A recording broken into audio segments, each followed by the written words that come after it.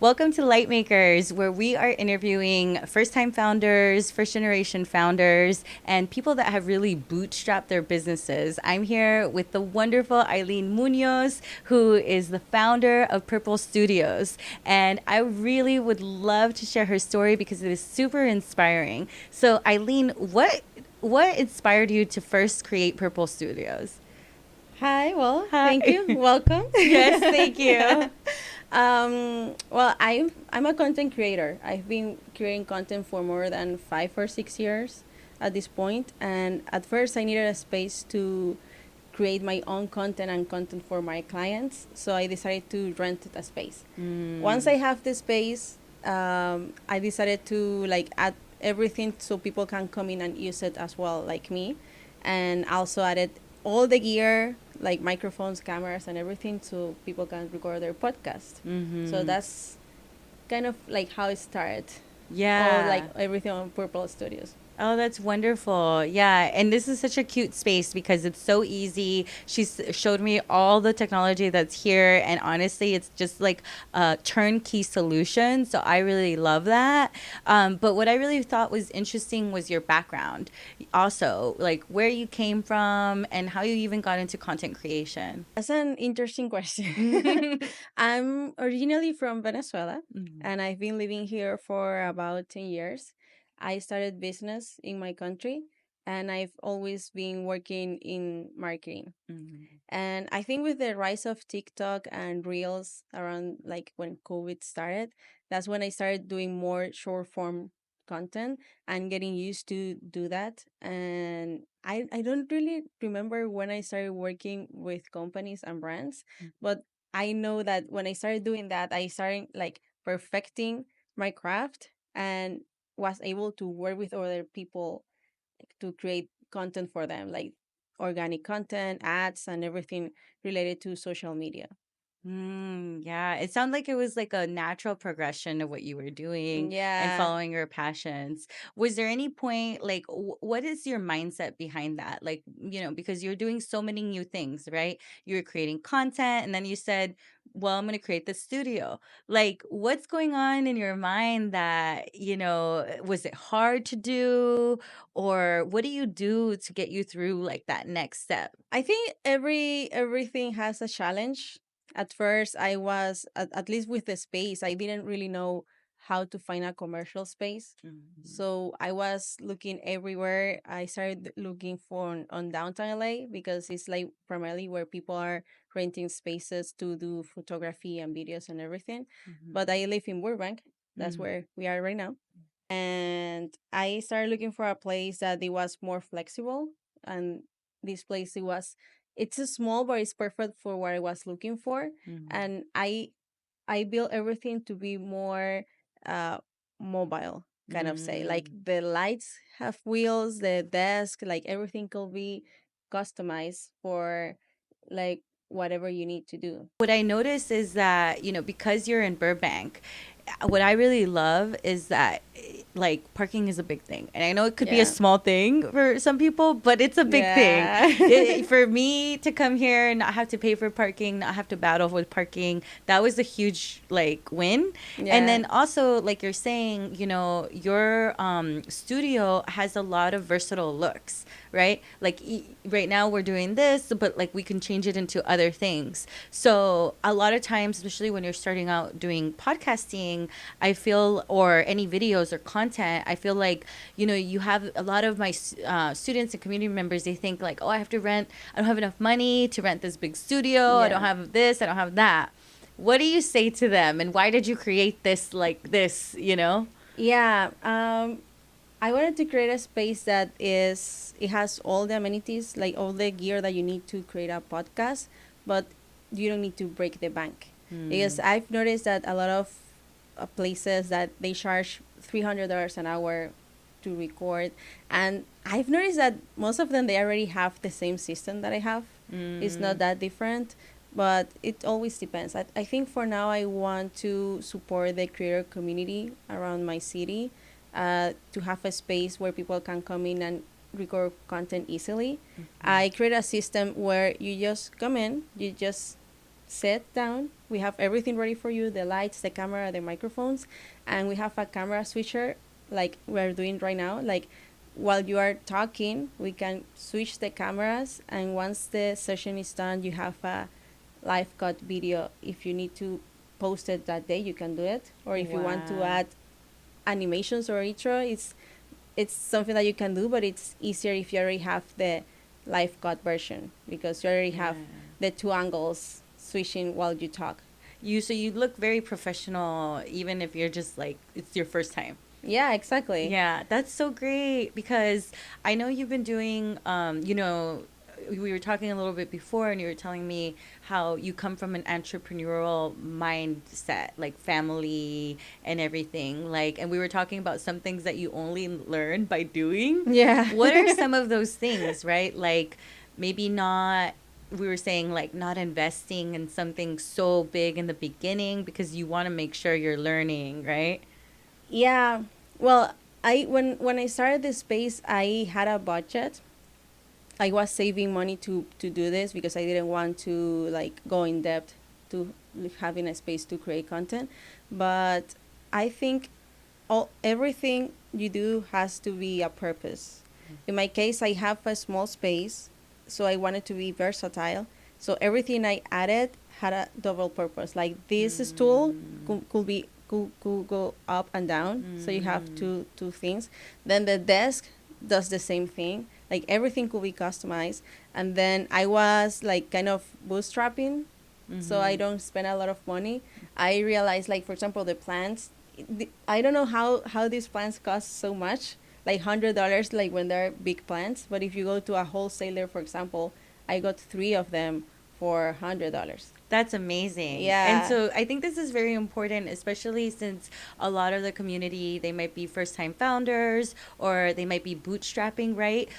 You see a lot of amazing interviews and shows out there that interview people that have millions of followers and hundreds of millions of dollars. And I always think, like, well, what were they doing when they first started, Yeah. right? So that's why we're creating this. So what you're saying, I really want to highlight that. Like, you're thinking about how to maximize your investment. You know, you're thinking about how to start slow. Can you tell me more a little bit, like, about that? Like, what else do you think when you start to do something like this? Yeah. Well, besides the furniture, I think the biggest expense in a space like this is the gear. Microphones, tripods, lights, cameras especially are very expensive. So I started doing a lot of research and like watching a lot of YouTube videos, interviews, and of course using AI. I think we are living in a moment in time that you can do almost anything you like if you have this tool. Like I feel AI is an extension of your brain.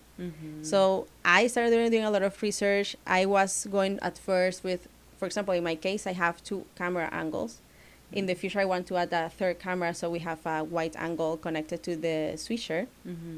But cameras are the biggest expense. So I already had one camera that is a Canon DSLR, and I got another one. It's a Sony that I think was refurbished on Amazon, but it works perfectly fine. Yeah. And I know, for example, a lot of people are like, "Oh, I need to buy microphones for my podcast." And if you get the ones that are $400 each, you're gonna spend a lot of money, like almost $1,000 just on 2 microphones. So I found these microphones that are professional, they're good, but it was like maybe $80 each. That's great. And it's the same quality that the other brands that people are pricing online. Yeah. So it's about like trying to fit everything in a budget and not going crazy. I think it's possible. It's good to start with something that it looks good, it's professional, and then with the time, once I recover my investment, I can invest on another camera, maybe more lights, like but I think it's not the thing is not to stop creating something because you don't have all the tools or equipment right away. If you want to build something, start with what you have or what you can get, and then you go from there. That's so beautiful because, like I said, like I admire so many like big creators and big podcasts and people that, launch a podcast and out the gate they have like the biggest stars on it, Yeah. right? And that's amazing. But what happens is a lot of our community, or maybe communities of people that they're bootstrapping, first generation, first time founders, things like that, they think, oh, I can't do that. And oh, like I don't have enough for that.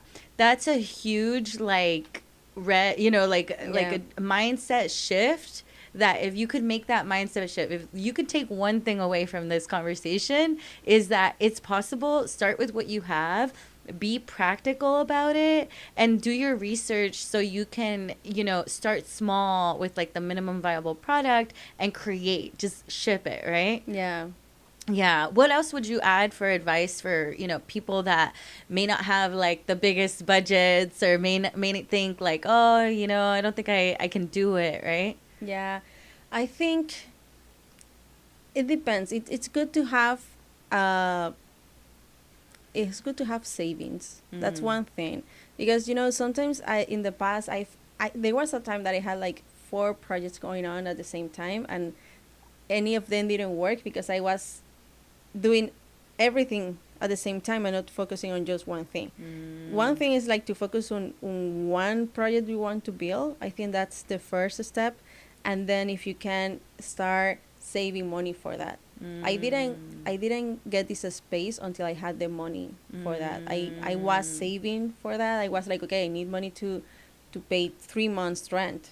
That's normally what you need. Like one month when you enter, the last month in case you leave the lease, and the deposit. That's one thing. Then, for example, in a space like this, you have to pay for insurance, monthly commercial insurance, and internet. That's another thing. And then if you need subscriptions or whatever you need to do, that's another expense. And try to build what you can. Like for me, for example, I remember when I just first got the space, I wanted to build like a wood panel wall, but that's very expensive. So it start with what I have. That's what I can advise to people. Like try to not get crazy. I know sometimes it's possible, especially if you have a credit card, but try to not go crazy. Try to stay within budget and see how the business goes, and then you can reinvest. That's so smart, and I don't hear that as often as I hear, these big stories of like, yeah, and then we made $1 million. Yeah. And it's like there's so much that happens between the start and then, right? Yeah. And I think not a lot of people talk about this, and I really want people to understand that like it's normal to maybe work different, like a job, and then do it and save. It's prudent and like smart investing to figure out what your budget is, and then think through, right? Like think before you buy, and say, okay, well, how is this maximizing my investment? And then it's also like really normal to start pace by pace, not want to go from, everybody wants to go from 0 to $1 million like in 2 seconds flat. But there's so much that needs to happen between then. Besides the like tactical stuff, the stuff like investing, looking at your budget, doing a lot of research, what are there any other things that you think have helped you a lot on your journey? I think probably experience. In my case, I didn't get into this without not being involved in the space. I've been creating content for a few years already, so I kind of know what I need. I can tell you that I didn't know anything about the technical stuff for podcasting. I had to learn that, but I knew that I need good lighting, good cameras. I've also been working creating ads and UGC videos for other brands. So I know that skill could be transferable to my business, because I can do that type of content for my page. So I can attract more people. People can find me on Instagram or TikTok because of the content I'm creating. So I think if you're going to start something, it's good to be in a space that you kind of know. Like, I'm not going to go into be in the space going to NASA. I have no idea how to do anything about that, you know. So it's Yeah. good to be start a business in something that you like or at least know, rather than just create something from like you don't have any idea. Just you Yeah. know.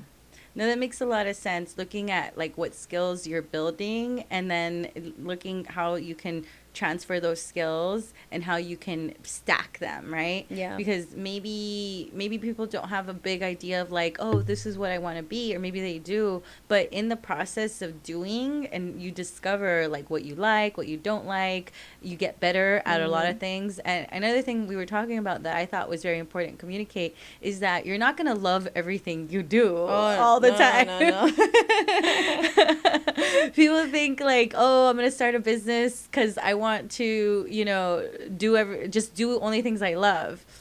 That's a root, like, you're going to be Yeah. surprised. I think there are a lot of things that like people romanticize Romanticize, yeah. about entrepreneurship. Yeah. But of course, like if you have a business, you have so many different things you have to manage, and maybe one or two is the ones that you like. Yeah. Like maybe for me, I love creating content about going to events or food. That type of content I love. But then sometimes I don't like editing. Yeah. But I have to sit down and edit my videos so I Yeah. can deliver the videos. Or emails. I hate emails. Yeah. But Yeah. it's necessary in the business. In any business at this point, you need to send emails every day. Yeah, I think that's super real because a lot of people think like, oh, I'm working this full-time job. I hate this and that about it. I'm going to go, start my own business.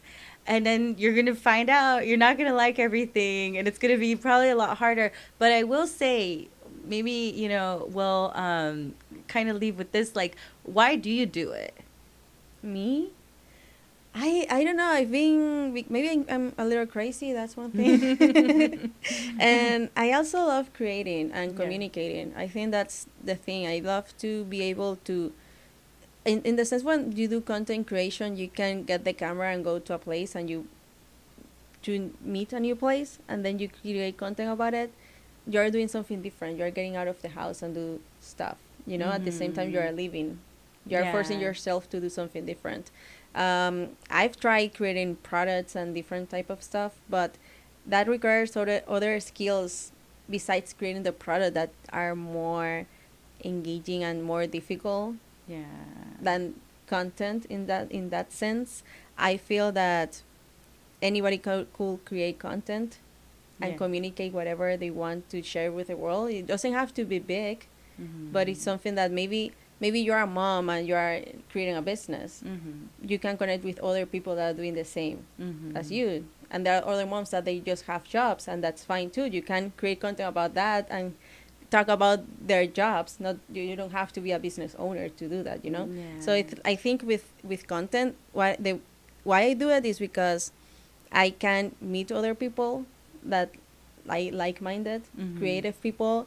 You can get to other places and you can have so many opportunities.